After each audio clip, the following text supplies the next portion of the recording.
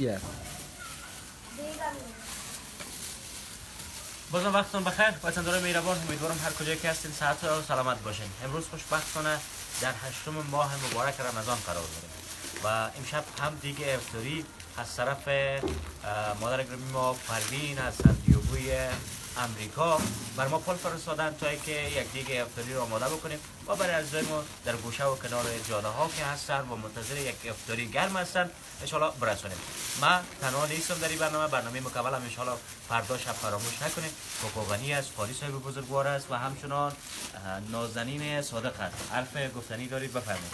تشکر بیننده عزیز، سلام برسن، انشالله خوب باشین و ما مبارک رمضان به خیر و خوبی سپری بکنین. حتما بیننده برنامه زیبا و دیدنی ما باشین.